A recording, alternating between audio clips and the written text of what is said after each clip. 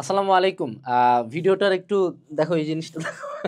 এটা কে যে বানাইছে জানি না। সো আমি আর কি ইউজ করতেছি। সো এখান থেকে আর কি একটা খুবই ইম্পর্টেন্ট ভিডিও যে এইচএসসি লাইফের শুরু থেকে সাজেশন করলে কি পাপ হবে নাকি, এটা হলো পীরে আনাস বাগির ভিডিও। ঠিক আছে, জোকস অ্যাপার্ট, আমাদের আজকের ভিডিও টপিকটা খুবই গুরুত্বপূর্ণ যে এইচএসসি লাইফের শুরু থেকে সাজেশন পড়াটা কেন তোমার জন্য ভালো, বা সাজেশন পড়লে তোমার আসলে কি ক্ষতি হবে কি লাভ হবে সেগুলো নিয়ে আজকের ভিডিওতে কথা বলবো।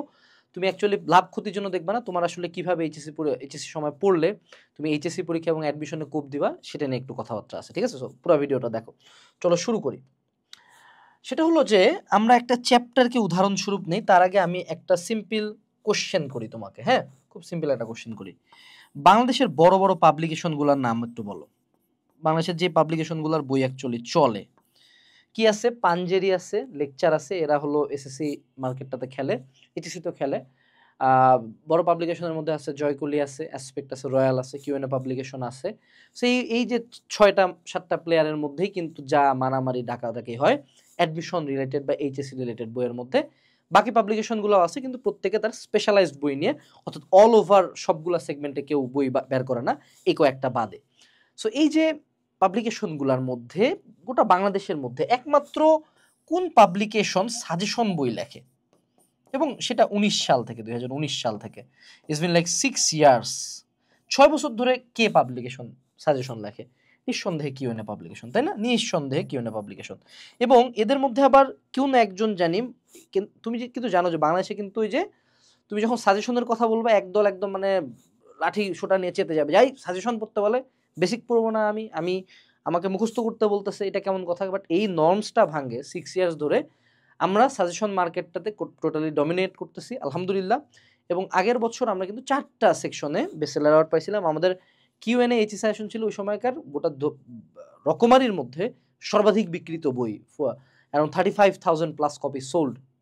সো এই যে সিনারিওটা, এটা আসলে কিভাবে ক্রিয়েট হইলো সেটা একটু ব্যাখ্যা করি।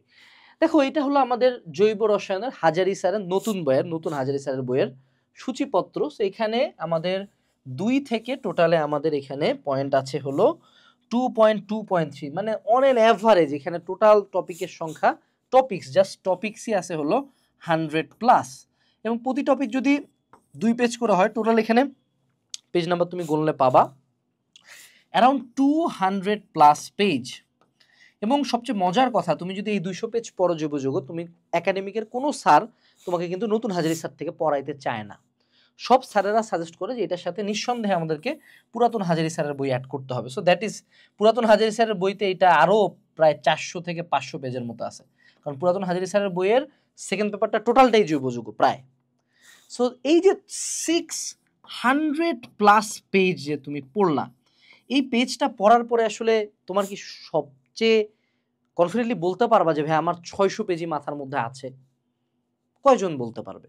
উত্তর হলো মেজরিটি মানুষজন বলতে পারবে না। যেখানে জৈব যৌগ এইচএসসি লাইফে পড়া সবচেয়ে বেশি পড়া টপিকগুলোর মধ্যে একটা। তো এই সিনারিওটা যখন আমি অ্যাজ এ স্টুডেন্ট ফেস করলাম, তখন আমার মনে হলো আচ্ছা সবই কি আসে? আমি আমার কিছু স্যারদেরকে জিজ্ঞেস করলাম, স্যাররা বললো সব পড়তে হবে। ওকে, অ্যাগ্রি, পড়লাম সব। দেন অ্যাডমিশন টাইমে কিছু ভাইয়াকে জিজ্ঞেস করলাম, এবং এইচএসসির আগে আগে আমাদের সময় বেশ কিছু মানুষজন চান্স পায়ে গেল, তাদেরকে জিজ্ঞেস করলাম ভাই সব কিছু লাগে নাকি? তারা বললো সব কিছু আসলে লাগে না। দেন আমি একটা খুব মজার জিনিস ডিসকভার করলাম। এইখানে তুমি দেখতে পাচ্ছ কিনা জানি না, দেখতে না পেলে সমস্যা নেই, আমি মুখে বলে দিব। 3 পেজ হলো লাস্ট নিয়ার অ্যাবাউট 5 ইয়ার্সের গোটা বাংলাদেশের সকল বোর্ড এক্সামের সৃজনশীলের টপিকস। ঠিক আছে, সেই প্রথম যে টপিকসগুলো এখানে জাস্ট 20টা টপিক দেওয়া আছে। এই 20টা টপিক প্রত্যেকটাই 6 বার থেকে 7 বার বা 8 বার করে আসছে, রিপিট হয়েছে। তারপরের যে টপিক নিয়ারলি 15টা টপিক, এগুলো জাস্ট 2 বার করে আসছে। এবং তার পরবর্তীতে আমাদের প্রায় 35টা টপিক, এগুলা একবার করে আসছে। সো টোটাল আমাদের এখানে আছে 20, 15, 35, টোটালে আমাদের এখানে 70টার মতো টপিক আছে। তার মানে আমাদের বইতে যে 100 টপিক ছিল, এই 100টার মধ্যে অলরেডি 30টা থেকে কোনোদিন কোশ্চেনই আসে নাই। 30টা টপিক কোনো একটা বোর্ড একদিন কোশ্চেন করা নাই। এটা প্রথম রিয়েলাইজেশন। দ্বিতীয় রিয়েলাইজেশন, এই যে একবার করে আসছে, এগুলো তো একদম খুবই খুবই লো পসিবিলিটি কোশ্চেনগুলো আসার, কারণ সেকেন্ড টাইম রিপিট হয় নাই। কোনো বোর্ডেই। তার মানে এই যে আমাদের 70 থেকেও 35 মাইনাস যাবে, তার মানে থাকলো কয়টা? 35 টপিকস। পুরা জৈব যৌগের 35টা টপিক থেকে কোশ্চেন আসছে। এরপরে এখন কোনো একজন স্টুডেন্ট চিন্তা করলো, আচ্ছা ঠিক আছে ভাই, আমার তো পুরা জৈব যৌগ থেকে 2টা সিকিউ দিবে, আমি 2টা অ্যান্সার করব না। আমি 2টা অ্যান্সার না করে আমি একটা সিকিউ অ্যান্সার করব, যেটা আমি 100 লিখবো। তাহলে কিন্তু তার এই যে বাকি সেকেন্ড স্টেপে 2বার রিপিট হওয়া টপিকগুলো, এই যে 15টা টপিক, এগুলো কিন্তু বাদ চলে যায় ম্যাম। তাহলে বাদ থাকলো কি পুরা স্টোরি জুড়ে? জাস্ট 15টা টপিক। জাস্ট 15টা টপিক গোটা এইচএসসি কভার দিয়ে দিবে। এবং তুমি শুনে খুবই অবাক হবা যে এই 15টা টপিক তোমার অ্যাডমিশনের, তোমার এই ইউনিট, মেডিকেল, তোমার ইঞ্জিনিয়ারিংয়েরও অ্যাটলিস্ট 70% ব্যাকআপ দেয়, জাস্ট এই 20টা টপিক। কিন্তু কোনো একটা অলৌকিক কারণে কোনো একাডেমিক স্যার 20টা টপিক বলবে না। কোনো এক অলৌকিক কারণে তুমি যখন প্ল্যাটফর্মে পড়তে যাবা, তারা 20টা টপিক স্পেসিফিক্যালি উল্লেখ করবে না, তারা পুরাটা বলবে যে পুরাটাই পড়তে হবে। আমি পুরাটা পড়ার বিপক্ষে না, আমি এই 200 পেজ পড়ার বিপক্ষে না, কিন্তু আমার প্রতিরোধটা বা আমার যুক্তিটা এখানে ছিল যে স্যার আপনি আমাকে 20টা টপিক বলে দেন না, আমি 200 পেজ তো মনে রাখতে পারবো না, বা 600 পেজ মনে রাখতে পারবো না। আমি তাহলে আমার ব্রেনের যতটুকু ক্ষমতা আছে আমি ক্ষমতা দিয়ে এই যে টপিকের যে 100 পেজ, এগুলো আমি আল্লাহর নাম নিয়ে সর্বোচ্চ শক্তি দিয়ে পড়ি স্যার, এগুলা থেকে যেহেতু আসবে আমি এই 100 পেজ 100 দেই, বাকিগুলো যদি আল্লাহ ভাগ্যে রাখে আমি অ্যান্সার করতে পারবো। Why not this? সো এই যে আমি টপিকগুলো বলে দিই তোমাকে, 20টা টপিক। এবং যারা জৈব যৌগ পড়বা, তোমরা আজকের আমার ক্লাসটা খেয়াল রাখো। এখানে আমি যে টপিক 20টা বলবো, এর বাইরে যদি তুমি কোনোদিন সিকিউ পাও, তুমি এই ভিডিওর কমেন্ট সেকশনে এসে আমাকে গালি দিবা, আমি মাথা পাতে মানে নিব।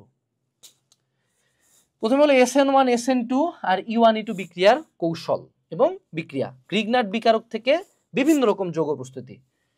তারপর হলো এটা কি রে, দেখতে পাচ্ছেন, মার্কোনিকভ নিয়ম, মেটা নির্দেশক, অর্থপ্যারা নির্দেশক, বেনজিনের ইলেকট্রোফিলিক প্রতিস্থাপন বিক্রিয়া, কেন্দ্রাকর্ষী সংযোজন বিক্রিয়া, এটা হলো অ্যালডিহাইড কিটোনের, অ্যালকিনের সাথে বা H2O2 এবং HBr এর বিক্রিয়া, বেনজিনের বিক্রিয়ার কৌশলসমূহ, মানে ওই যে বেনজিনের কেন্দ্রীয় প্রতিস্থাপনটা, সমানুতা, সমানুতার মধ্যে জ্যামিতিক এবং আলোক, এই দুইটা, অ্যালডল ঘনীভবন এবং কেনিজারো।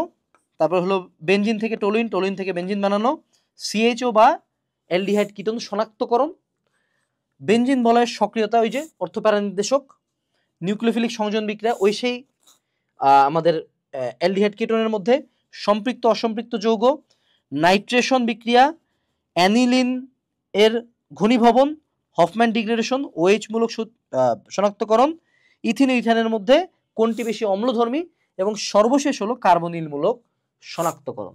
এই যে টপিকগুলো আমি বললাম, ভিডিওটা একটু পজ করে আরেকবার আমার কথাগুলো শুনে এবং টপিকগুলো লেখো। এক্স্যাক্টলি এগুলার বাইরে সৃজনশীল আমি আমার পার্সোনাল লাইফে পাইনি।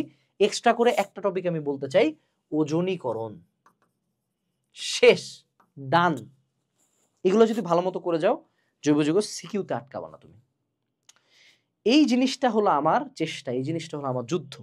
এবং তুমি যদি জৈব যৌগতে এটা দেখে অবাক হও, আমি তোমাকে অ্যাসিওর করতে পারি you will be astonished in ICT, physics, math, প্রত্যেকটা সাবজেক্টের প্রত্যেকটা চ্যাপ্টারে এই সেম গেমটা খেলে ভালো স্টুডেন্টরা সুন্দর মতো কোশ্চেন কমন পায়, ভালো লাগে।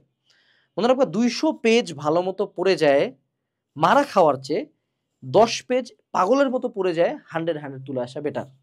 এটাই বাস্তবতা। তো সেক্ষেত্রে আমার পার্সোনাল সাজেশন হইলো, তুমি তোমার এইচএসসি লাইফের শুরু থেকে সব পড়বা। তাহলে আমাদের সাজেশন কি আসলো বলো দেখি? রিড এভরিথিং, সব পড়ো, সব পড়াতে কোনো খারাপ নাই, কিন্তু পারার জন্য পড়া। তুমি যদি পারার জন্য পড়ো, একটা জিনিস জাস্ট পড়া আর একটা হলো যে পারার জন্য পড়তেছি, দুইটার মধ্যে ডিফারেন্স আছে। সো তুমি যদি পারার জন্য পড়ো, সেই স্পেসিফিক যেগুলাতে বিগত বছরের কোশ্চেন আসছে, ওই স্পেসিফিক টপিকগুলোতে এফোর্ট বেশি দাও, অ্যাজ সিম্পল অ্যাজ দ্যাট। এবং this will work in your college exams, this will work in your HSC exams, this will work in your DU, BUET or medical exams always. 75% question প্রত্যেকটা পরীক্ষাতে repeat হবে, এবং এই 75%ই decide করে k plus পাবে, কে chance পাবে কে chance পাবে না। এই জন্য এইচএসসি লাইফের একদম শুরু থেকে তোমার টেবিলে একটা বই রাখা উচিত। যদি যত আগে রাখবা তত ভালো, এবং যত লেটে রাখবা তত লস। ধরো তোমার এইচএসসি পরীক্ষা কয়দিন পরে, এই মোমেন্টে এই বইটা লাগবে। ধরো তোমার এইচএসসি পরীক্ষা 2 বছর আছে, তাও এই মোমেন্টে বইটা লাগবে। That is QnA HSC suggestion. এই বইটার ইন্ট্রোডাকশন লাগে না। এই বইয়ের কপি করে অনেকে বই লেখার চেষ্টা করছে, তারপর 2 পার্টির মধ্যে মারামারি লাগে গেছে। কিন্তু প্রথমে এই বই নিজ হাতে, আমার কাছে স্টিল না মূল পাণ্ডুলিপিটা আছে, যেটা আমি যে হাতে হাতে লিখছিলাম, এবং নিজ হাতে লেখা হয়েছিল। এই পার্টটা সলিউশনটা পরে আছে। সলিউশনটা হলো পুরো এইচএসসিতে যতগুলো ইম্পর্টেন্ট সৃজনশীল আছে সকল টেস্ট পেপার মেরিজি থেকে এখানে তোলা আছে। সো টেস্ট পেপার মেরিজি আর লাগবে না। আর এই বইটার প্রসেস খুব সিম্পল। সকল সাবজেক্টের টপিকগুলা 3 ভাগে ভাগ করা আছে। যে কোশ্চেন কত সালে আসছে, টপিক, এবং এগুলা বোর্ড পাস, বোর্ড প্লাস এবং বোর্ড প্লেস 3 ধাপে ভাগ করা আছে। আবার যদি তোমার ভাগ্য ভালো থাকে, র্যান্ডমলি একটা আমার পক্ষ থেকে একটা গিফট কার্ডও পাই যেতে পারো। তো এই বইটা একদম এইচএসসি লাইফের শুরু থেকে যদি থাকো, তোমার জাস্ট সিম্পল একটা কাজ করতে হবে। প্রথমে একটা চ্যাপ্টারের ক্লাস করবা, দেন ওই চ্যাপ্টারটার মূল বই পড়বা, দেন তুমি আমার সাজেশনে আসো। সাজেশনে আসে দেখো যে এইখানকার কোন কোন টপিকগুলো, কোন কোন ম্যাথগুলো তোমার বইয়ের মধ্যে ইম্পর্টেন্ট হিসেবে আমি বলছি, ওগুলো বইয়ের মধ্যে যা স্টার মার্ক করে দাও। তুমি আগামীতে যতবার এই বইটা পড়বো, স্টারের দিকে তোমার নজর যাবে, ওইটার দিকে বেশি ফোকাস দিবা। এবং ওই টপিকগুলোর উপর পারলে আলাদা করে পড়াশোনা করো, আলাদা করে ক্লাস করো, আলাদা করে কোর্স কিনো, বাট ওই টপিকগুলো কোনোভাবে স্কিপ করা যাবে না। দেন তুমি যখন এইচএসসি পরীক্ষা আগে আসবে, তুমি আবার এই টপিকগুলো রিভিশন দিতে থাকবা, এবং তোমাকে তখন কেউ গুল খিলাইতে পারবে না। তোমাকে আমি এটা বলতে পারবো না যে শুনো, হ্যাঁ 4x4 ম্যাট্রিক্স করে যা, লাগবে বুয়েটার জন্য লাগবে। বুয়েটার সাজেশন তুমি খুলে দেখবা ভাই, ওই ঘুরে উল্টে ax + b একটা সূত্র আছে, ax = b। এই সূত্র থেকে বুয়েট বিগত 3-4 বছর ধরে ম্যাট্রিক্স নির্ণয়ের কোশ্চেন করে। 4x4 দেয় না বুয়েট। এটাই তো মজার ব্যাপার। তুমি দেখবা বুয়েটে বিদ্যুৎ বিল থেকে ম্যাথ দিছে, সে বিদ্যুৎ বিলের ম্যাথ তুমি দেখলে নাক ছিটকাও, ইঞ্জিনিয়ারিং কোচিং করে। এটাই মজা। সো এই জন্য এই সাজেশন তোমার লাগবে। বর্তমানে রকমারি অনলাইন বইমেলা চলে, ঠিক আছে? অনলাইন বইমেলা মানে আমাদেরকে একটা বিশাল ডিসকাউন্টে বইগুলো দিতে হয়, যাতে আমাদের টার্গেটে সর্বাধিক বই বিক্রি হোক। সো যারা এই বইটা অর্ডার করার একটা উপলক্ষ খুঁজতেছিলা, এই মার্চ মাসটা এসে উপলক্ষ। আজকে অর্ডার করতে থাকো এবং বাকিদের চেয়ে স্মার্ট ওয়েতে আগাও। সিম্পল অ্যান্সার, পীরে আনাসবাগীর পক্ষ থেকে। সাজেশন বই শুরু থেকে পড়লে পাপ হয় না, নিঃসন্দেহে। টাটা।